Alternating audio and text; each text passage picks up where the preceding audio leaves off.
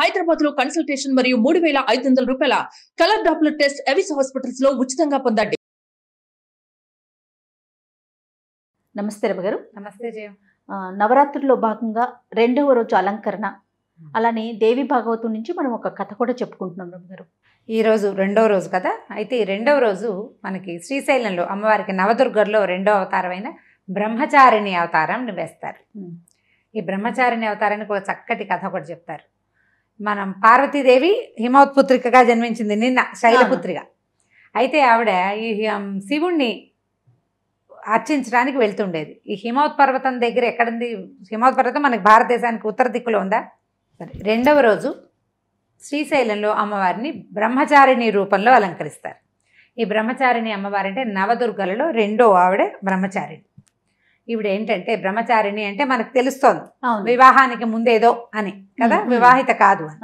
అయితే ఈ వివాహిత కాని ఈవిడ ఏంటంటే పార్వతీదేవి హిమవంతుని పుత్రికగా జన్మించింది. హిమవత్ పర్వతంలోనే శివుడు తపస్సు చేసుకుంటున్నాడు, కొంచెం పై భాగంలో ఉన్నాడు. అయితే ఈ పరమేశ్వరుడు అక్కడ తపస్సు చేసుకుంటుంటే కాస్త అంత అయిన పుత్రికని మన హిమవంతుడు శివుడి పరిచర్యకి నియోగించాడు. ఈవిడ రోజు వెళ్ళి ఆయనకి పరిచర్య చేసేది. ఆయన తపస్సు చేసుకుంటూ ఉండేవాడు శివుడు. ఈవిడ వెళ్ళి అక్కడ పువ్వులు అవి పెట్టేది, మంచినీళ్ళు అవి పట్టుకొచ్చి పెట్టేది. ఆయన దారిని ఆయన ఉండేవాడు, ఈవిడ మాత్రం వెళ్ళి వస్తూ ఉండేది. క్రమంగా ఇలా జరుగుతుండగా దేవతలంతా ఏమనుకున్నారంటే ఇలా ఎన్నాళ్ళు జరుగుతుంది, ఎప్పుడైనా ఏదో ఒకరోజు ఆయన ఈవిడిని పెళ్లి చేసుకోవాలి. అందుకని ఆయన విరాగిగా ఉన్న పరమేశ్వరుణ్ణి సంసారిగా మార్చటం కోసం ఏం చేశారు? మన్మధుడిని ప్రేరేపించారు. ఆ మన్మధుడు వచ్చి సరిగ్గా అన్ని ఆనుపాను చూసుకుని వసంతుడిని తీసుకొచ్చి అక్కడంతా వాతావరణం అంతా కొంచెం చక్కగా చేసేసి గ్రీన్గా ఆకుపచ్చగా రంగుల పువ్వులతో చేసి ఈ పార్వతీదేవి అక్కడుండి పరిచర్య చేసే సమయానికి బాగా గట్టిగా లాగి పంచబాణాలు సంధించి పరమేశ్వరుని మీద కొట్టాడు.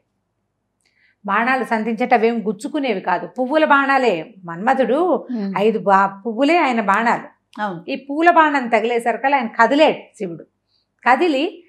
కదిలిన వెంటనే ఆయన కన్ను పార్వతీదేవి మీద పడింది, కానీ తననెవడో కదిపాడనే సంగతి తెలిసింది ఆయనకి. ఆ కదిపిన వైపుకి 3వ కన్ను తెరిచాడు. ఈ 3వ కన్నులోంచి వచ్చిన నిప్పుతోటి మన్మధుడు భగ్నమైపోయాడు, దగ్ధమైపోయాడు, కాలిపి బూడిదైపోయాడు. ఈయన ఆ ఉగ్రతని చేసుకోలేక శివుడు గబగబా నడిచి వెళ్ళిపోయాడు అక్కడి నుంచి. కానీ ఆయన కన్ను మాత్రం పార్వతీదేవి మీద పడింది. ఈవిడ బిక్కమొహంతో నుంచుంది. పరమేశ్వరుడు తన్ని వదిలిపెట్టి వెళ్ళిపోయాడని అనిపించింది ఆవిడకి. ఇప్పుడు బాణం వేస్తే శివుడి మీద బాణం వేసినా అది ఎవరి కోసం వేశారు? ఈవిడ కోసం. ఈవిడ చాలా దిగులు పడిపోయింది. ఇంటికి వెళ్ళింది. వాళ్ళ నాన్న అమ్మ కొంచెం ఓదార్చారు, కానీ నేను శివుడినే పతిగా వరించాను, ఆయన కోసం తపస్సు చేసుకుంటానంటే వీళ్ళు వద్దన్నారు. వాళ్ళమ్మ ఉమా అందుట. అంటే ఓ అమ్మాయి మా వద్దు తపస్సు. అప్పటి నుంచి ఆవిడ ఉమాదేవి అయింది. ఆ ఉమా పేరుకి అర్థం ఓ అమ్మాయి వలదు అని అర్థం.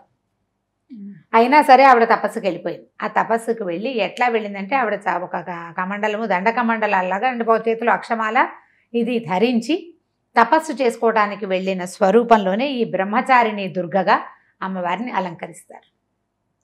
తపస్సు చేసిన శివుడి కోసం. తర్వాత పరమేశ్వరుడు ప్రత్యక్షమై వివాహం చేసుకున్నారు. ఆవిడ వెళ్ళి అప్పుడు ఆకులు కూడా తినకుండా ఉండేదిట తపస్సుకి. కొంతకాలం తినేది, క్రమంగా తిని మెల్లిగా తిండి అన్నీ మానేసేసింది. ఆకులు కూడా తింటలేదు. పర్ణములు కూడా తినకుండా ఉంది కాబట్టి అమ్మవారిని అపర్ణ అంటారు. ఆ పరిస్థితుల్లో ఉన్నదనమాట. అటువంటి స్వరూపంలో బ్రహ్మచారిణి దుర్గగా మన శ్రీశైలంలో అలంకరిస్తారు. అమ్మవారికి పులిహోరని నైవేద్యంగా సమర్పిస్తారు ఈ రోజున, రెండో రోజు. అయితే మనం విజయవాడకి కనుక వస్తే కనకదుర్గాదేవి దేవాలయంలో ముందు రోజు ఏం చేశారు? స్వర్ణ కవచాలంకృత బాలా త్రిపుర సుందరిగా స్వర్ణ కవచాలంకృత దుర్గని అవతరించారు. రెండో రోజున బాలా త్రిపుర సుందరి అలంకరణ చేస్తారు. ఈ బాలా త్రిపుర సుందరికి తెలుపు, ఎరుపు, ఆకుపచ్చ రంగులో రంగురంగుల చీరలు కడతారు. పాయసము, గారెలు అవి నివేదన చేస్తారు అమ్మవారికి. అక్కడ పులిహోర పెడతారు, ఇక్కడ పాయసము, గారెలు అవి పెడతారనమాట. విశేషంగా ఈ రోజున బాలలకి చాలామందికి పూజలు సలుపుతారట. బాలా పూజ చేస్తారు. మనం ఇప్పుడు బాలా పూజ చేసుకుంటాం, మొదటి రోజు నుంచి మొదలు పెట్టాం కదా. తొలి రోజున ఒక బాలకి, రెండో రోజు ఇంకో బాలకి చొప్పున కూడా పెట్టుకోవచ్చు మనం. ఈ బాల పూజ, కుమారి పూజని 9 రోజుల్లో ఏ రోజునైనా చేసుకోవచ్చు. తొలి రోజున కూడా చేయొచ్చు. నిన్న కుదరలేదనుకోండి, ఇవాళ ఒక బాలకి చేసుకోవటం. మనం సాధారణంగా ఇళ్లలో పూజ చేసుకునే వాళ్ళైతే రెండో రోజు పులిహోర నివేదన పెడతారు. పులిహోరతో పాటుగా తప్పకుండా అన్న నివేదన, అన్నం కాస్త నెయ్యి వేసి బెల్లం ముక్క వేసి నివేదన చేయటం. దీంతో పాటు ఇప్పుడు పులిహోర చేసేసరికల్లా తీపి లేకుండా ఒట్టి చురుకుగా ఉండే పదార్థం పెట్టం కాబట్టి పానకం లాంటివి నివేదన చేయొచ్చు. తర్వాత లేదా కొద్దిగా పాయసం లాంటిది ఏదైనా చేయొచ్చు. ఈ అన్నం మీద బెల్లం అన్నం చేస్తాం కాబట్టి పనికి వస్తుందని భావించి అది కూడా చేసుకోవచ్చు. బ్రహ్మచారిణి, బాలా త్రిపుర సుందరి. అయితే ఇవాళ మనం రెండో రోజు కథ చెప్పుకోవాలి. మనం అవునండి. పూర్వమట, అంటే ఇది కృతయుగానికి ముందుగానే, ఋతవాక్కు అని ఒక మహాముని ఉండేవాడట. ఆయనకి భార్య, ఆయన ఒక అడవిలో తపస్సు చేసుకుంటూ ఉండేవారు. సంతానం కోసం చాలా ప్రయత్నం, ఎప్పటికో ఒక కుమారుడు కలిగాడు వాళ్ళకి. కడితే వాడు ఎప్పుడు పుట్టాడు? రేవతి నక్షత్రంలో గండాంతకాలం అంటారు. ఆ చివర అది గండాంతకాలం అంట. ఆ కాలంలో పిల్లవాడు జన్మించాడు. అబ్బాయి పుట్టాక భార్యాభర్తలిద్దరికీ విపరీతంగా జబ్బులు చేసినాయట. ఆది వ్యాధులు అంటారు, వదిలిపెట్టల.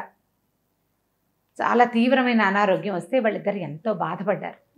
ఏమిటి పిల్లాడు పుట్టాక ఇలా వచ్చింది మనకి, ఇన్ని వందల సంవత్సరాలు ఏ అనారోగ్యము లేదు, ఈ పిల్లాడు ఏమిటి, వీడి పూర్వజన్మలో ఏమైనా చేయకూడని పాపాలు చేశాడా, వాడి పాపాలే వాడు జన్మించంగానే మనకి పట్టుకున్నాయా అని చాలా ఎంతో బాధపడేవాళ్ళు. అనారోగ్యంతో చాలా బాధపడేవాళ్ళు. ఆ పిల్లాడిని పెంచలేకపోయాడు. పిల్లవాడిని చూస్తే విసుగ్గా ఉండేది. లేక లేక కలిగిన పిల్లవాడు, వాడిని వదిలిపెట్టుకోలేరు. ఈ అనారోగ్యపు బాధలు దేనివల్ల వచ్చాయో తెలియదు.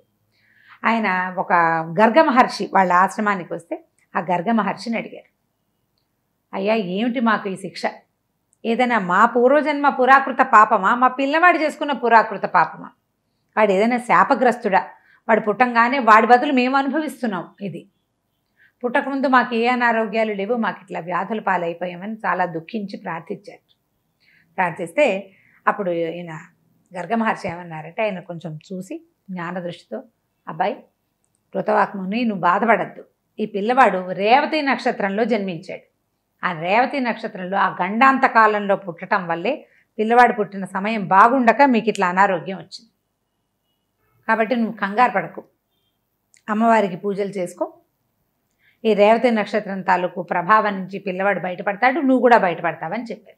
ఆయన దుర్గ ఉపాసన చేయించు, నీ పిల్లవాడికి వచ్చిన సమస్యలు తీరుతాయన్నాడు. అంటే నక్షత్రాలలో ఏదైనా దోషాలు ఉండి జన్మించిన వాళ్ళకి దుర్గోపాసన గనక చేస్తే ఈ ఇబ్బందులు తొలుగుతాయి. అది దేవి భాగవతంలోనే చెప్పబడింది.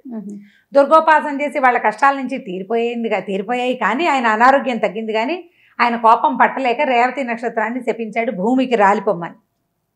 ఆ రాలిపోయిన రేవతి నక్షత్రం కింద పడిపోయింది భూమిలో మీదకి, ఆకాశం మీద నుంచి కుముదాద్రి అనే ఒక పర్వతం మీద పడింది. పడేసరికి ఆ పర్వతం ఎంత శోభాయమానంగా అయిపోయిందో ఆ నక్షత్రం పడేసరికి. అప్పటి నుంచి రైవతకాద్రి అని పిలిచేవాళ్ళట ఆ పర్వతాన్ని. మహాందంగా తయారైంది ఆ కొండ. ఎన్ని పువ్వులు పూసేసేవో, ఎన్ని కాయలు కాసేసేవో, ఎన్ని సెలయేళ్ళో, ఎన్ని లేళ్ళో, ఎంత ఇదో మహాద్భుత సౌందర్యంగా తయారైంది. అయితే ఈ రాలిపడిన నక్షత్ర కాంతి ఒక కన్యగా రూపొందిదట. ఒక ప్రముచుడనే ఒక మహాముని అక్కడికి వచ్చి పిల్లని చూసి ఆశ్చర్యపోయాడు. ఇంత అందగత్తెనా, ఇంత చక్కటి పిల్ల ఇక్కడ ఆకాశం నుంచి పడిందని ఆ కన్యని తనతో తీసుకెళ్ళి పెంచుకున్నాడు. పిల్ల చక్కగా పెద్దదైంది. చిన్న పెద్ద పిల్ల ఏం పుట్ల, ఇంత పిల్ల, కన్య అంటే చిన్న పిల్లనే అర్థం. అదేలేండి. ఈ పిల్లని పెంచుకున్నాడు. పిల్ల చక్కగా పెద్దదైంది. ఆయన ఈ ప్రముచుడిది పెద్ద ఆశ్రమం, ఎంతోమంది శిష్యులు, గౌతమాది శిష్యులు చాలామంది ఉండేవాడు. ఆయనకి పిల్ల కొంచెం పెద్దదయ్యాక పిల్లని ఒక చక్కటి వాడికి ఇచ్చి వివాహం చేయాలనుంది. తను పెంచుకున్న పిల్ల కదా, పెంచిన ప్రేమ చాలా గొప్పది. అయితే ఈ పెంపకం వల్ల ఆయనకి మంచి వాడికి ఇవ్వాలని కోరికగా ఉండేది. ఉంటే ఏమైంది, ఒకనాడు అగ్నిహోత్రుడిని ప్రార్థించాడు, నా పుత్రికకి, నేను పెంచిన పిల్లకి ఒక చక్కని వరుణ్ణి సూచించమని. నేను సూచించేదేమిటి, ఈ అమ్మాయికి దుర్దముడితో వివాహం అవుతుంది. దుర్దముడనే గొప్ప రాజు, చాలా గొప్పవాడు, అతనితో వివాహం అవుతుంది, ఇది ముందు రాసి పెట్టున్నదేనని చెప్పాడు. అయితే దైవవశాత్తు ఆ రోజు సాయంకాలం ఆ దుర్దముడనే మహారాజు అడవిలో వేటకొచ్చి ఈ ప్రముచ మహాముని ఆశ్రమానికి వచ్చాడు.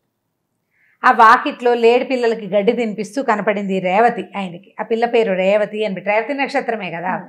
అయితే ఈయన అడిగాడు, ప్రియా అని పిలిచి, ప్రముచ మహాముని ఉన్నారా అని అడిగాడు. ఆ ప్రియా అని అడిగితే, ప్రియా అంటే ఈ ప్రేమించే ప్రియ అని అర్థం కాదు, డియర్ అని. ఓ బాలిక, ఓ చక్కటి పిల్ల అలాంటి పదం అది. ప్రియే అన్నాడు అనమాట సంస్కృతంలో. ప్రియే ప్రముఖ మహర్షి ఉన్నారా అని అడిగితే హోమ గుండం దగ్గర ఉన్నారు, అక్కడ ఉన్నారు అని చెప్పింది. హోమానికి ఒక ప్రత్యేకమైన శాల ఉంటుంది, హోమశాలలో ఉన్నారు, నేను అక్కడికి వెళ్ళిపోయాడు, యజ్ఞశాలలో ఉన్నారు అని చెప్పేసి వెళ్ళాడు. వెళ్ళిన తర్వాత ఆయనకి ఎప్పుడైతే ఈ రాజు లోపలికి వస్తుంటేనే ఆయనకి వెలిగింది. అగ్నిహోత్రుడు చెప్పినటువంటి దుర్దముడు ఇతనే, తన కూతురికి కాబోయే భర్త. ఆయన చాలా పరమానందంగా ఈ రాజును ఆహ్వానించి కూర్చోబెట్టి సరే ఆయనతో మాట్లాడిన తర్వాత ఏం చెప్పాడంటే, నువ్వు వచ్చే దారిలో ఒక అమ్మాయిని చూసావు కదా, ఆ అమ్మాయి నీ భార్య అన్నాడు. అనేసరికి నేను పొరపాటున ప్రియ అన్నాను, ఒక ప్రేమగా సంబోధించాను తప్పితే నాకేం దురుద్దేశం లేదు, చెప్పిస్తాడని భయపడ్డాడు ఆయన. నువ్వేం కంగారు పడకు నాయనా, అగ్నిహోత్రుడే చెప్పాడు నువ్వే మా పిల్లకి కావాల్సిన వరుడు అని, కాబట్టి నువ్వేమి కంగారు పడద్దు, నా పిల్లని వివాహం చేసుకో. ఆల్రెడీ ఆయనకి భార్యలు ఉన్నారు, సుభద్రాది జనం కొంతమంది ఉన్నారు, భార్యలు ఉన్నా సరే ఈమెను వివాహం చేసుకో, నేను ఈమెను కన్యాదానం చేస్తాను నీకని చెప్పాడు. రేవతిని అడిగారు, ఆవిడ సరే అంది. కానీ ఆవిడ ఏమందంటే రేవతి నక్షత్రంలోనే నాకు పెళ్లి చేయమంది అనేసరికల్లా ఈయన అన్నాడు, రేవతి నక్షత్రం శాపగ్రస్త నక్షత్రం కదా, ఋతవాక్కు ఏమో శపించాడు రేవతిని అంటే ఈవిడ అడిగిందనమాట రేవతి, ఈ అమ్మాయి. ఇప్పుడు ఋతవాకు నీ ఒక్కడైనా తపసంపన్నుడు, నువ్వు కాదా, నువ్వు తపసంపన్నుడివే కదా, రేవతిని ఇంకొక రేవతిని సృష్టించి ఆకాశ మార్గంలో నిలుపు, అది నిలిచినప్పుడే నాకు పెళ్ళి, అప్పుడే నాకు పెళ్లి చేయమని అడిగింది. అడిగేసరికల్లా ఈయన తన తపశ్శక్తితోటి రేవతి నక్షత్రాన్ని మళ్ళీ సృజించి ఆకాశంలో నిలిపాడు. దాని స్థాపన వేళలోనే తన కూతురికి కన్యాదానం చేశాడు. ఈ రేవతి ఈయన్ని పెళ్లి చేసుకున్న తర్వాత ఈయన ఏం చేశాడంటే, దుర్దముడు ఈ భార్యని తన ఇంటికి తీసుకెళ్ళిన తర్వాత లోమస మహర్షి అనే ఒక చాలా గొప్ప మహర్షి. లోమసుడు ఎన్ని కథల్లోనూ కనపడతారు మనకి.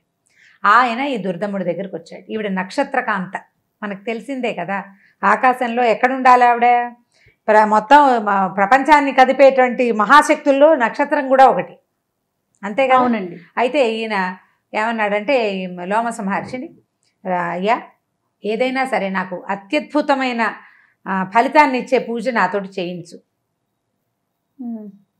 ఏం చేయిస్తావు అని అడిగితే దేవీ భాగవతం వినమని చెప్పాడు ఆయన. దేవీ భాగవతం విను, దేవీ భాగవతం వింటే నీకు పరమాద్భుతమైన ఫలితాలు లభిస్తాయి. అప్పుడు ఈయన ఏమన్నాడంటే, నాకు మనువయ్యే కుమారుడు కావాలి, నా కోరిక అది. ఎందుకంటే నా భార్య ఒక ముని చేత పెంచబడింది, ఒక మహర్షి చేత. ఆ మహర్షి ఎంత శక్తివంతుడంటే ఈమెకు ప్రతిరూపాన్ని ఆకాశంలో పెట్టగలిగినవాడు. ఈవిడ సామాన్యం కాదు, గ్రహమండలంలో ఉండవలసిన కన్య నా దగ్గరకు వచ్చింది. ఇప్పుడు ఇంత పరమాద్భుతమైన వ్యక్తిని పెళ్లి చేసుకున్నందుకు నాకు ఒక పరమాద్భుతమైన ఫలితం లభించాలంటే, అంత అద్భుత ఫలితం లభించాలంటే ఈమె భూమి మీద పడిపోయింది, ఈవిడ మళ్ళీ పైకి వెళ్ళిపోవాలి, శాశ్వతంగా ఆమె పేరు ప్రపంచంలో నిలిచి ఉండాలి. రేవతి నక్షత్రంగానే కాదు, ఆమెకు కలగబోయే కుమారుడు మనువు అవ్వాలి అని కోరుకున్నారు. కోరుకునేసరికల్లా అప్పుడు దేవి భాగవతాన్ని పరమాద్భుతంగా చెప్పాడట లోమస మహర్షి. 7 సార్లు సప్తాహం 7 సార్లు దేవి భాగవత పురాణాన్ని వినిపించాడు. ప్రతిసారి హోమం చేశారు, తర్పణం చేశారు, దానం చేశారు. 7 సార్లు ఇట్లా చేసిన తర్వాత ఈ రేవతి దేవికి ఒక కుమారుడు కలిగాడు, రైవతుడు ఆయన పేరు. ఆ రైవతుడు ఒక మన్వంతరానికి అధిపతి అయ్యాడు. మనం స్వారోచిష మనువు, సారస్వత వాళ్ళ పేర్లు చెప్పుకుంటామా, రైవతుడు కూడా ఒక మన్వంతరానికి అధిపతి. మన్వంతరం అంటే మహాకాలం అన్నమాట, చాలా పెద్దది. మనకి మన్వంతరం ఇప్పుడు వైవస్వత మన్వంతరంలో ఉన్నాం మనం. ఈ రైవతక మన్వంతరం ఏంటంటే, ఒక ప్రతి మన్వంతరానికి 30,84,48,000 సంవత్సరాల కాలం ఇతను ఆ కాలానికి అధిపతిగా ఉన్నాడు రైవతుడు.